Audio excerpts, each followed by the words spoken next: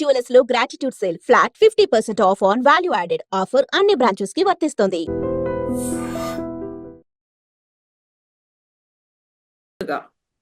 తండ్రికి సపోర్ట్గా. కానీ ఇక్కడ పొరపాటు జరుగుతుంది, ఎట్లా జరుగుతుందో కూడా చెప్తాను. నాకు ఒక రకంగా మిత్రుడు, కొన్ని విషయాల్లో మేము కలిసి ఆలోచించటం అన్నా చేస్తాము. రామ్ గోపాల్ వర్మ గారు చేసిన దారుణం మర్డర్ అని సినిమా తీశాం, ఇదే హత్య గురించి. ఇది ఒక తండ్రి యొక్క ప్రేమ కథ అని, why a father should not love his daughter too much అని దానికి పబ్లిసిటీ ఇచ్చారు.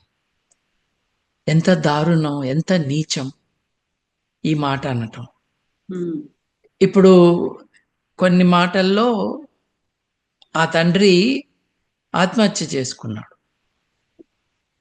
ఆత్మహత్య చేసుకున్నప్పుడు అతని శవాన్ని ఊరేగింపుగా తీసుకెళ్తే వాళ్ళ కులస్తులు చాలా మంది ఊరేగింపులో ఉండి మారుతీరావు అమర్ రహే అని చెప్పారు, అరిచారు.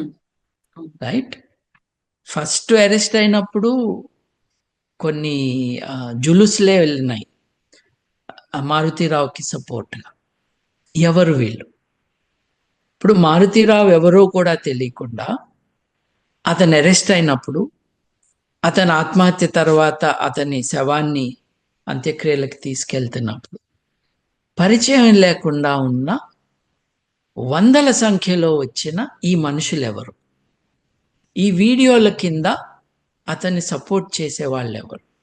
వీళ్ళందరూ తండ్రి ప్రేమ గురించి మాట్లాడేవాళ్ళు, అందుకు వెళ్ళలేదు. కులం కోసం వెళ్ళి సెక్షువల్ మొరాలిటీ మ్యాటర్స్ ఏమో ఆఫ్ఘనిస్తాన్లో ముఖం చూపిస్తే, చేతులు చూపిస్తే, లేకపోతే జుట్టును కవర్ చేసుకోకపోతే ఇరాన్లో, పాకిస్తాన్లో పరువు నష్టం అంటే తల్లిదండ్రుల అనుమతి లేకుండా ఇంకెవరినైనా పెళ్లి చేసుకోవటం. ఇక్కడ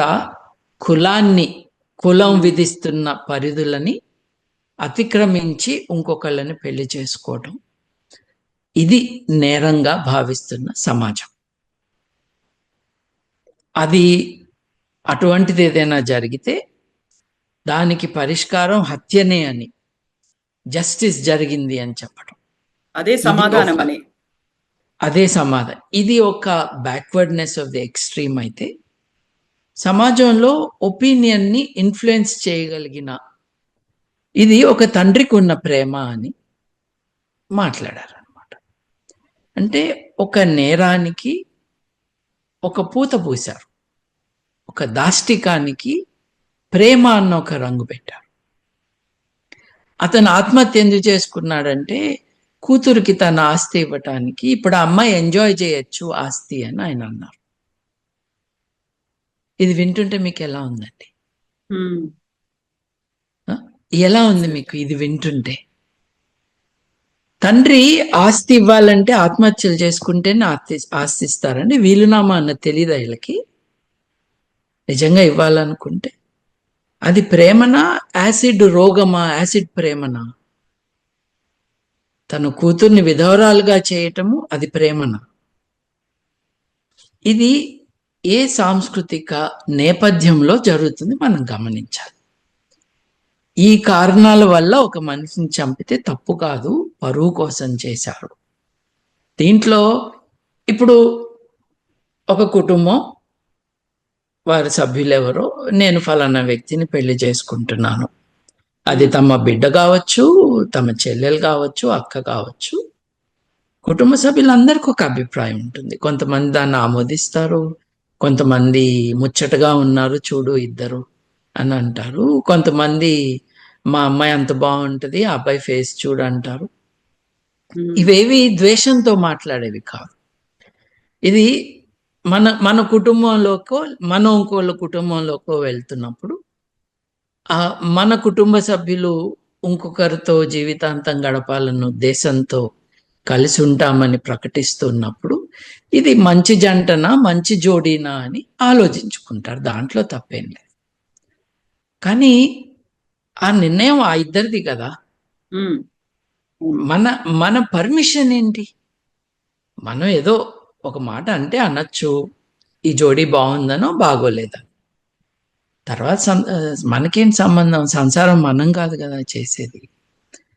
కానీ భారతదేశంలో మా చుట్టాలు ఏమంటారు, మనము వేరే వారి కోసం బతుకుతూ ఉన్నాం కాబట్టి, మా చుట్టాలే కాదు మా కులంలో ఏమవుతుంది, ఇలా జరిగిన కారణంగా ఇప్పుడు మా అమ్మాయికి అక్కనో చెల్లెలో ఇంకెవరో ఉంటారు, అవుట్ ఆఫ్ టర్న్ ఈ అమ్మాయి పెళ్లి చేసేసుకుంది, ఇప్పుడు వాళ్ళ పెళ్ళిళ్ళు కావు.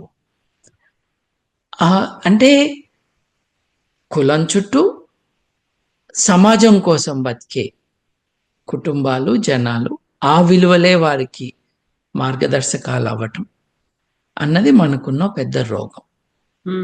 I come back to the idea of బరువు. కులం అని ఉంది కదండి. కులం అంటే ఏంటండి? వివక్షకి ఒక భూమిక ఇచ్చేది కులం. కులమే నేరం కదండి. సాటి మనిషి ఇతర మనుషుల లాంటి వ్యక్తి కాదు, వాళ్ళకంటే పైన కానీ వాళ్ళకంటే కింద కానీ ఉన్నారు. వ్యక్తికి ఒక డిగ్నిటీ ఉండాలి, ఒక దర్పం ఉండాలి. అది పుట్టుకతో కాదు, వారి పర్సనాలిటీ, వాళ్ళ క్యారెక్టరిస్టిక్స్, వాళ్ళ క్యారెక్టర్, వాళ్ళ బిహేవియర్ నుండి రావచ్చు అన్న ఆలోచన లేకుండా నువ్వు ఎవరికి పుట్టావో దాన్ని బట్టే అని.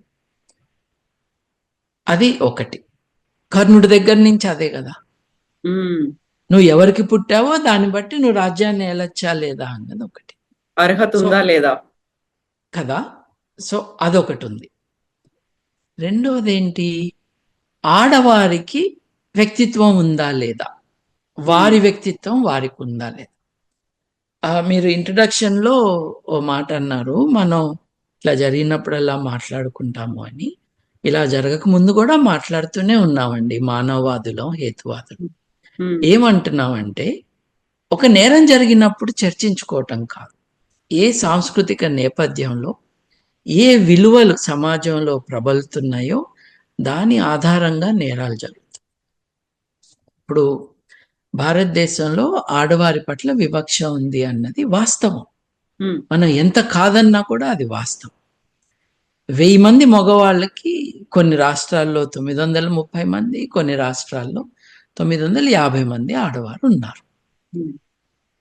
ఇది గమనించి ఏం చేస్తే మన మన సమాజంలో పుడుతున్న ఆడబిడ్డలు సేఫ్గా ఉంటారన్నది ఆలోచించుకోవాలి. మన కోసం మనం ఆలోచించుకోవాలి.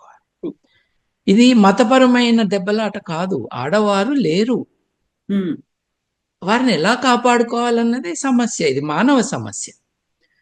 ఎందుకు పుట్టట్లేదు, పుడితే ఏమవుతున్నారు? భ్రూణహత్యలు మగపిల్లలు, మగ శిశువు పుట్టబోతాడంటే జరుగుతాయా? ఆడ శిశువు పుట్టబోతుందంటే జరుగుతాయా? ఇది నేరం కదా. దీంట్లోకి మతాన్ని ఎందుకు తెస్తున్నావు? ఎందుకంటే నువ్వు ఆ విలువల ప్రకారం బతుకుతున్నావు. అవేం విలువలు? పెళ్ళి అయ్యే వరకు ఒక అమ్మాయి తండ్రి యొక్క ప్రాపర్టీ. పెళ్ళైనప్పుడు కన్యని నువ్వేం చేస్తున్నా? దానం చేస్తున్నావు. ఎవరికి చేస్తున్నావు? అల్లుడికి చేస్తున్నావు. తండ్రి యొక్క ప్రాపర్టీ అల్లుడి యొక్క ప్రాపర్టీ అయింది. మధ్యలో అల్లుడు ఎప్పుడైనా చనిపోతే ఆ తల్లికి ఉన్న బిడ్డల్లో మగపిల్లలు ఎవరైనా ఉంటే ఆవిడ ఆ మగపిల్లవాడికి చెందుతుంది. ఇలా ఉండకూడదు. పుత్రకామేష్టి యజ్ఞాలు ఏంటి, మీరు చేస్తున్నది ఏంటి, ఇది తప్పు కదా, మీరు కన్యాదానం అంటే ఎట్లా, ఇది అన్యాయం కదా అని చెప్తున్నప్పుడు నువ్వు నా మతాన్ని వ్యతిరేకివి అంటావు. మనుషులకి మీరు వ్యతిరేకంగా ప్రవర్తిస్తున్నప్పుడు అలా కాదు ఇలా ఉండాలి అని చెప్పడం, మీకు చెప్పేవాళ్ళు శత్రువులయ్యారు. ఇదే ప్రివలెంట్గా ఉన్నది as a principle, as a value in society. ఇప్పుడు నీకు మగబిడ్డ లేకపోతే, నువ్వు విధవరాలు అయిపోతే, నీకు అన్ననో తమ్ముడో ఉంటే వాళ్ళతో ఉండాలి నువ్వు కదా. మరి ఆడవారిని ఇలా ట్రీట్ చేస్తూ పెళ్లి విషయంలో కులాన్ని తీసుకొచ్చి వేరే వేరే ప్రాబ్లమ్స్ కూడా ఉన్నాయి. ఆస్తులు, చదువు. ఆ ఆస్తులు కంపాటబిలిటీ, చదువు కంపాటబిలిటీ అన్నది ఇట్స్ అబౌట్ కంపాటబిలిటీ. ఇప్పుడు బాగా చదువుకున్న వాళ్ళు ఏమీ చదువు రాని వాళ్ళతో ఫ్రెండ్స్గా ఉండొచ్చేమో కానీ ఒక కుటుంబాన్ని ఏర్పరచుకున్నప్పుడు చాలా ఇబ్బందులు వస్తాయి. అది ఎగ్జామిన్ చేసుకోవాలి. కానీ మీరు మీ పుట్టుక కారణంగా మీరు అర్హత కోల్పోయారు చూడండి, ఇంకో మనిషిని పెళ్లి చేసుకోవటం అన్నది, అక్కడ వస్తున్నది మనకి ఇబ్బంది. Right, again we will put it in perspective అండి. రాజ్యసభలో మన home ministry needed to answer some questions.